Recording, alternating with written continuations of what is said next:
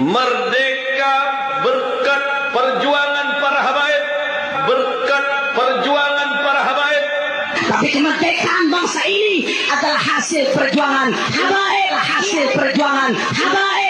Indonesia merdeka berkat perjuangan para habaib, berkat perjuangan para habaib. Jadi Anda jangan berpikir ini habaib di Indonesia jasanya apa? Banyak, itu yang baru kecatat. Rasanya enggak ada tuh Habib-Habib waktu. Saya enggak tahu ya Habib siapa ya yang ikut-ikut begitu itu. Berjuang kemerdekaan Indonesia itu. Berjuang kemerdekaan Indonesia itu. Yang namanya terkenal ya. Jepang lebih banyak membantu daripada Habib. Kalau Jepang tuh memfasilitasi kemerdekaan itu sejak awal masuk.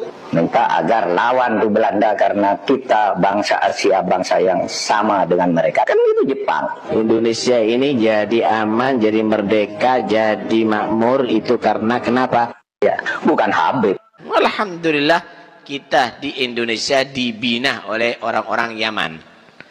Wali Songo itu datuknya, kalau diurut kembali kepada Sayyid Abdul Malik ibn Ammil Abdul Malik ibn Ammil Faqih. Itu dari Hadramut. Itu dari Hadramut. Begitu juga para habaib yang ada di Indonesia kebanyakan dari Hadramut. Hampir seluruh penyebar Islam dunia tadi itu mereka dari Hadramut dan juga dari Syam. Terkenal juga dari para aulia yang muncul ada di negeri Syam. Nggak sedikit mereka tadi itu menjadi para aulia, penyebar agama dan tokoh agama. Bahwa kedatangan orang-orang Arab itu ada beberapa gelombang di sini. Jadi pertama yang belakangan yang pakai gelar Sayyid itu masuk ke wilayah Nusantara termasuk di Jawa tahun 1790-an. Ya, kenapa? Karena di negeri Arab sedang terjadi pergolakan kaum Wahabi. Nah, sebagian di antara para sayyid dari Hijaz, dari wilayah sekitar Mekah, itu sebagian masuk ke daerah Surakarta. Kemudian oleh Sultan Hamengkubuwono II ditampung, ditolong, dikasih tanah untuk tinggal di situ dan kawin dengan perempuan pribumi. Wilayah tanah untuk para sayyid inilah yang di daerah Jogja sekarang dikenal dengan nama Kampung Sayyidan. Para sayyid inilah yang nanti ikut perang mendukung pemberontakan Sultan Hamengkubuwono II. Sultan Hamengkubuwono II ini kakeknya Pangeran Diponegoro. Nanti ketika Pangeran Diponegoro mengangkat senjata tahun 1825, hampir semua para sayyid yang tinggal di Kampung Sayyidan ikut ngangkat senjata. Itu sebabnya ketika Pangeran Diponegoro kalah dan ditangkap tahun 1830, para sayyid ini dengan pengikut Pangeran Diponegoro tidak mau nyerah. Mereka melarikan diri semua, nyebar ke berbagai tempat. Itulah kita temukan banyak makam-makam para syahid ini di berbagai wilayah. Ya, itu cirinya para syahid yang berasal dari wilayah Hijaz. Ya, Hijaz itu di daerah Mekah Madinah sana. Nanti baru tahun 1832, 2 tahun setelah perang Diponegoro, itu didatangkan para habib dari Yaman. Ya, itu belakangan, gak melok perang. Ya, langsung datang di sini. Ya, itulah nanti diangkat oleh Belanda jadi kapten Arab macam-macam. Itu orang-orang yang dari Yaman. Jadi karena Mbah Sayyid Husaini ini tidak ada nama Yamannya, berarti beliau orang Hijaz. Ya, karena kalau beliau dari Yaman pasti ada nama marga. Nggak tahu itu Al-Aidrus, As-Saggaf, ya, Al-Jufri atau siapa, itu nama wong Yaman. Ya, jadi beliau lebih jauh, berarti wong sekitar Mekah sana, bukan dari Yaman. Apakah benar Habib perkataan-perkataan mereka yang mengatakan Abdullah bin Ahmad Muhajir itu tidak ada? Ini semua karangan-karangan Dajjal Imaduddin dan pengikut-pengikutnya. Tolong perhatikan. Siap mau dengar? Siap mau dengar? Siap mau dengar? Perhatikan, ini kitab abad keempat. Setelah kita baca nanti, kita akan kasih shock terapi tegangan tinggi terhadap Imad dan pengikut-pengikutnya Imad. Kita akan beri shock terapi nantinya. Al-Haddad dari Alawiyin, Al-Hamid dari Alawiyin, Al-Attas dari Alawiyin, Al-Jufri dari Alawiyin, Bah Hashim dari Alawiyin. Banyak para kabir, hampir mayoritas wali-wali di Indonesia ini, di dunia ini 60-70% Alawiyun. Ini yang dinafikan, ini yang diingkari. Galil adab, biadab itu kelompok-kelompok Imad ini. Saya berjanji nanti saya akan kasih shock terapi tegangan tinggi terhadap mereka. Jangan macam-macam. Anda telah membangun harimau yang tidur. Kami akan buat goncang nanti dunia ini gara-gara sampean. Kita ini tidak gila hormat. Tapi pada saat dia mengatakan Alawi Jahannam, Alawiyin Jahannam, tunggu. Suatu saat kalian akan bertemu dengan saya nanti. Saya akan kasih shock terapi tegangan tinggi terhadap kalian nanti. Saya ingatkan kepada para santri, baik yang ada di Jember, atau yang ada di Banyuwangi, atau yang ada di Lumajang, atau yang ada di Probolinggo, atau yang ada di Pasuruan, atau yang ada di Madura, atau yang ada di Surabaya, para santri, jikalau ada kelompok-kelompok Imad, kelompok-kelompok pencaci maki Sada Alawiyin ini, pertama laporkan dulu kepada aparat kepolisian. Tapi kalau kepolisian tenang-tenang saja, polisinya tidak mau menggerak, polisinya malah memberikan fasilitas, umpamanya kita akan kasih shock terapi mereka dengan tegangan tinggi, sebagaimana kita kasih shock terapi terhadap orang-orang Syiah. Kita akan kasih shock terapi terhadap mereka. Tunggu waktunya. Kalau Syiah kita bisa sikat, kita bisa bumi hanguskan. Apalagi kelompok-kelompok Dajjal Imad ini. Kira-kira dibiarkan atau dilawan? Tidak ada jalan lain kecuali kita akan kasih shock terapi tegangan tinggi nantinya.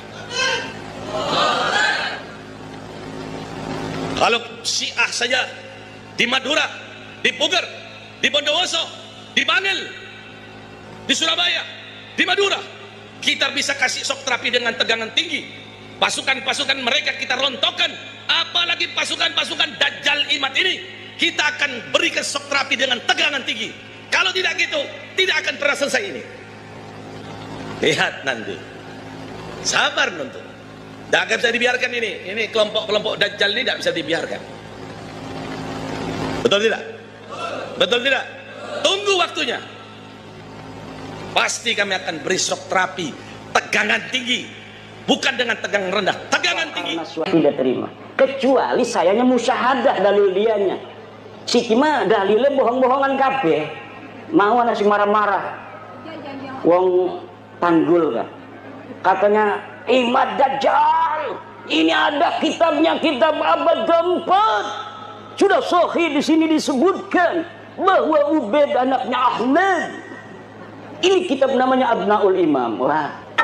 Ini kitab Abnaul Imam sudah saya bahas hampir 2 tahun yang lalu ketika pertama kali saya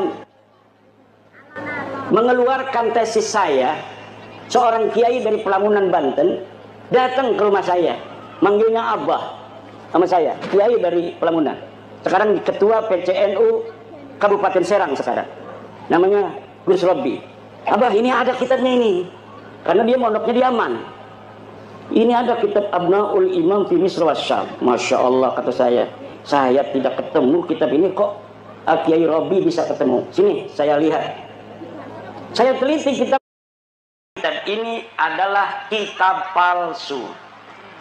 Baru dicetak tahun kemarin, tetapi mengatasnamakan tahun 473 atau 37 Hijriah. Ternyata kitabnya itu kitab aslinya 20 lembar. Dikarang oleh orang yang ada di tahun 199 Hijriah. Hanya menerangkan anaknya Sayyidina Ali dan cucunya Sayyidina Ali, Abnaul Imam fi Misra wa Syam Al-Hasan wal Husain. Tidak menerangkan yang lainnya karena tahunnya saja masih tahun 199 Hijriah. Sedangkan Ubaid itu wafatnya 383 Hijriah. Masa iya orang yang hidup di tahun 199 Hijriah bisa mencatat orang yang ada di tahun 383 Hijriah? Bohong apa ragu? Bohong. Lah iki jembari marah-marah bahwa kitabnya sudah ditemukan, ini kitab abad keempat. Ya 473 kan kudune abad kelima. Wis ngomong be salah, isinya salah. Kalau misalnya kitab itu benar, itu sing cerdas-cerdas ka sing ngebela kayak Rumel Abbas, kayak Idrus Ramli, itu dulu yang akan dipakai untuk menjawab saya. Profesor Said Agil Al-Munawar pasti akan membawa dalil itu kepada saya. Tetapi kenapa mereka tidak membawa? Karena mereka pun tahu itu kitab palsu. Dan kepalsuan itu diakui di mukaddimahnya ada. Mukaddimahnya ini kitab dikarang pada 199, tetapi kemudian ditambahi pada abad ke-12, ditambahi lagi pada abad sekian, ditambahi lagi oleh yang terakhir Yusuf Jamalul Lail yang baru wafat beberapa tahun kemarin. Lah itu kitab Murtadha Az-Zabidi yang katanya adalah menetapkan dan mengisbat Ba'alwi, itu kitabnya juga palsu. Kitab palsunya dari mana sih? Kiai tahu aja kalau palsu-palsu. Karena percetakan itu biasa dicetak itu menggunakan jasa peneliti. Misalnya nih ada manuskrip ditemukan di Rumbia. Manuskrip ini atas nama Pangeran Diponegoro. Panggil dari UI, filolog suruh nyetak. Tetapi peneliti tidak akan bohong. Dia akan cerita, manuskrip ini memang dikatakan tulisan Pangeran Diponegoro, tetapi dilihat dari kertasnya tidak memungkinkan dia berada pada masa Diponegoro. Kertasnya ini dicetak atau diproduksi pada tahun 1950, sedang Diponegoro tahun 1825. Dari jenis tulisan yang ditulis pun tidak mencerminkan tulisan yang dipakai pada tahun 1825. Ini adalah tulisan abad ke-20. Itu tahu. Dan dia ngomong bahwa menulisnya ketika di Lampung. Pangeran Diponegoro katanya menulis kitab ini di Lampung. Sedangkan tidak ada pernah berita diketahui Pangeran Diponegoro pernah ke Lampung. Itu sebenarnya Pangeran Diponegoro siapa? Tapi karena misalnya Provinsi Lampung ini ketua PCNU-nya ingin dicetak aja sesuai dengan tulisannya itu karya Pangeran Diponegoro. Begitu yang terjadi dengan kitab Ar-Raudul Jali karangan Syekh Murtadha Az-Zabidi. Coba beli kitab Ar-Raudul Jali karangan Syekh Murtadha Az-Zabidi, cetakan Yaman Darul Fatah. Itu dari mukaddimahnya sudah jelas bahwa manuskrip ini tidak ditemukan sebelum keluar, dicatat, disalin oleh Hasan Muhammad Qasim. Ini orang abad 50 tahun yang lalu dia. Baru meninggal 50 tahun yang lalu. Katanya dia menyalin dari tulisan seorang yang bernama Abdul Mu'ti Al-Wafai yang berada di Khazanah Al-Wafaiyah Mesir. Tetapi sekarang manuskrip yang ada di Wafaiyah Mesirnya sudah hilang. Pendek bisa nyatet, barangkali dicatat bisa hilang itu. Kenapa begitu? Itu bukti bahwa sebenarnya manuskrip itu tidak ada sama sekali. Karena beberapa klaim mereka punya manuskrip di dalam sebuah kitab yang namanya Uqudul Almas karya Ali bin Tahir, setelah saya konfirmasi di kitabnya bohong. Misal bahwa Imam Ahmad bin Isa berhijrah dari Basrah ke Yaman. Disebutkan oleh Imam Al-Ubaidili di dalam kitabnya. Saya buka kitabnya Imam Al-Ubaidili, tidak ada keterangan itu. Kemudian bahwa Ahmad bin Isa bergelarnya tidak pernah ada Al-Abah dan An-Nafat. Gelarnya menurut dia hanya Al-Muhajir. Ternyata tidak seperti itu. Kitab yang dia sebutkan tidak menyebutkan An-Nafat. Saya lihat ya yang bergelarnya An-Nafat, tukang minyak. Yang satu lagi bergelarnya Al-Abah. Al-Muhajir tidak pernah ada di kitab-kitab dari mulai hidupnya Ahmad bin Isa sampai dimunculkan pada 800 tahun kemudian nama Al-Muhajir sebagai alibi bahwa Ahmad bin Isa ini hijrah ke Yaman. Padahal yai Ahmad bin Isa ini orang pernah pindah ke Yaman. Laka sama sekali berita kepindahan Ahmad bin Isa ke Yaman. Dia terkonfirmasi kitab abad kelima Al-Ghaibah karangan At-Tusi adanya di kota Madinah Al-Munawwarah. Dicari kapan wafatnya, tidak ada berita kapan wafatnya. Dicari di mana dia ini dikebumikan, tidak ada. Kenapa sampai dia tidak dicatat? Mungkin dia mati muda, tidak terlalu banyak peran dalam kehidupan. Kalau orang yang banyak peran, ketua PCNU, ya kadang-kadang anak nulis di media online. Ketua PCNU menghadiri acara pelantikan PWI Kabupaten Lampung Tengah. Berarti dia historis pernah ada di media online. Coba nama-nama yang hadir. Coba lihat di Google. Ketik nama Kiai Haji Suparman Abdul Karim. Langsung merebet anak. Dia historis. Banyak yang memberitakan. Tapi kalau bapak-bapak kita yang tidak pernah ikut gabung-gabung di organisasi. Dikir bening jogoa. Gelati arane Samsuri. Lakan yang Google le. Mereka yang tasawuf tidak pernah ada interaksi dengan masyarakat luas. Begitu pula lah keberadaan seseorang yang dikatakan dengan kesejarahan yang begitu luar biasa, pasti ada saja orang-orang sekitar dia yang menginformasikan tentang aktivitasnya waktu dia hidup. Tetapi nama-nama Ba'alwi ini sama sekali tidak ada. Fakih Muqaddam, jadi bisa mi'raj 70 balen sebengi. Dia ada di abad ke-6.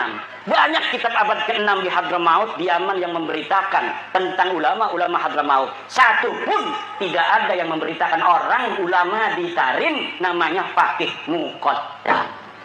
Laka. Pemaning keramat-keramatin. Makanya Abdul Qadir Jailani pun kalah pangkatnya oleh Fakih Al-Muqaddam. Kenapa namanya Al-Muqaddam? Karena dia orang yang paling tinggi derajatnya. Ternyata ketika dicari di dalam sejarah masa lalu, tidak ada. Sejarah itu yang perlu dokumen, bapak-bapak. Nggak usah marah-marah, wis dokumen deh. Dokumennya mana? Kalau tidak sejaman, yang primer, yang sekunder. Yang kira-kira dia bisa mendeteksi orang yang ada pada abad sebelumnya. Kalau misalnya tidak ditemukan pada abad-abad yang mendekati, maka yang ditemukan yang paling dekat, senajan 100 tahun ini yang akan dipakai. Nanti apabila ditemukan yang lebih tua, maka yang muda yang bertentangan yang dengan yang lebih muda ini harus namanya tesisnya ini sudah ada antitesis, sudah tidak bisa dipakai lagi. Bengen surah istifadah Habibi Ikabeh bin Syihab bin Smith bin Yahya As-Sagab turunan Nabi, tapi siki antesis abad tua 4, 5, 6, 7, 8, 9 bahwa deket duduk putune kanjeng Nabi ya kudu nerima tes DNA ini melenceng turunan Nabi kudu